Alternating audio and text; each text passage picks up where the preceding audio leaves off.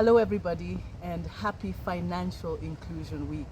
What a wonderful thought that we would stop and reflect on what it means for us to have and for others to have financial inclusion at a time when climate and climate change is wreaking havoc on communities the world over, and even worse, on the most vulnerable among us. I am honored today to be able to share this few remarks on financial inclusion. Also because I'm so glad that it's taking center stage this week, but it really ought to be center stage all the time. Congratulations to the Center for Financial Inclusion for making this an issue that we stop and reflect on. And thank you for the gathering that we are having here today. We are at an incredibly important time in our history as climate. Today we know we are living in perhaps the warmest climate ever recorded. We know the seasons, one after the other, breaking records, whether it's the rains, droughts, and unfortunately also conflict. And we know those who are most affected are often the women among us. So I want to spend some time reflecting on what financial inclusion means for women, and in particular what my experience has been watching different organizations, particularly the Greenbelt movement, focus women and center women at the heart of the work that they do. We are also facing COP28 not too long from now. The global stocktake will be center stage. How are we doing with respect to the targets that we set for ourselves? We know that the global stocktake will not be so good. We're not doing great, but what are we going to do? My feeling is that we now have to shift away from tracking ambition to tracking action, because action is really where it's at, and action in particular around how we are building lasting resilience. Many of you will know that we just completed the Africa Climate Summit a few weeks ago. At the heart of that summit was the reality that two things are happening at the same time. Climate vulnerability wreaking havoc on the most vulnerable, on an issue that we did not cause, can do very little about, but is actually affecting us disproportionately. The issue of climate justice, therefore, at the heart of what the summit was centering. But also upon that was the real opportunity to build lasting resilience by building financial muscle. And building financial muscle can only happen if we get financial inclusion across the board. I'm inspired always by the work of the Greenbelt movement, because early in 1977, when the Greenbelt movement started by working with women and on the environment, but at the heart of it was an income generating opportunity that was created in the movement itself, ensuring at that time, as early as 1977, that for every tree that was planted and survived, women received a financial compensation. But imagine for a minute how difficult it was at that time to ensure that those resources got in the hands of the women who deserved it.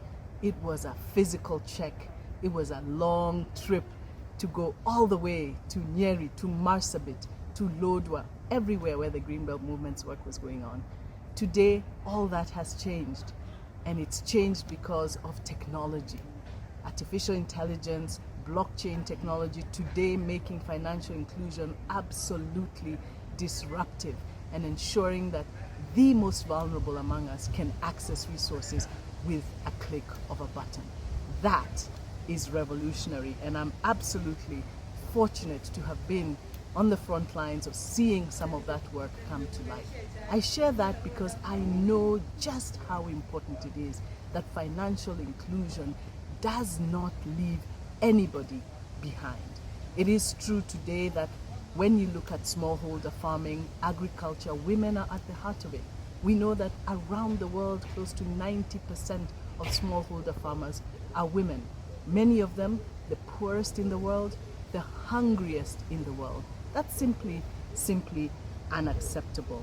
But as a result of financial inclusion, we can actually change that. We can change that by making it possible for women to access resources, tools, land, and do so in a way that gives them agency and not doing that through proxies, family members, and relying on others to ensure that they have the resources that they need. We see financial providers like banks and other financial services companies, lending companies, looking at women less risky than they did before. That's progress on financial inclusion. And all of these play a huge part in ensuring that financial solutions reach the most vulnerable among us. Imagine for a minute if we could not get finances to smallholder farmers. We know that smallholder farmers hold economies together, and when smallholder farmers fail, entire economies fail. But thanks to financial inclusion, we know that that continues to change. I love that motto. When smallholders fail, entire economies fail. That's how important it is altogether. Consider the fact that with a growing population, the demand for food continues to grow. So in agriculture in particular, the issue of financial inclusion rings true. I had a wonderful story from Safaricom not too long ago. Many of you know that Safaricom leads the world in access to mobile finances. I heard from somebody that the highest volume of transactions on a lending platform called M-Kopa happens at around 2 to 3 a.m. Smallholder farmers, especially women, borrowing small amounts of money to take their produce to market. 100% of them pay back before the end of the day. That is a level of trust, a level of compliance that we rarely see in other places. So banking on them and ensuring that those previously considered unbankable are now being seen as bankable, are getting nutritious food to markets, and they themselves ensuring that their lives and their livelihoods are enhanced because they get money directly into their pocket. So what are some of the solutions that we're seeing that are revolutionizing how access to tools and resources and financial inclusion is transforming? We know that financial inclusion enhances equity for women. We also know that financial inclusion ensures that we have poverty reduction.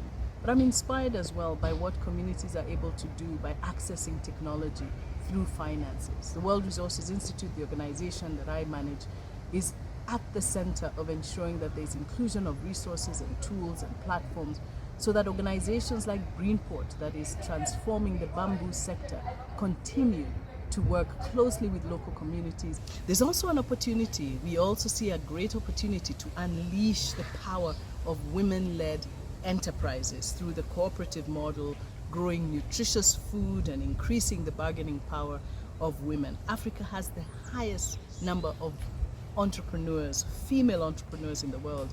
1 in 4 women are starting or managing businesses. That is extraordinary, and we need to encourage that, and access to finance ensures that they are not set up for failure.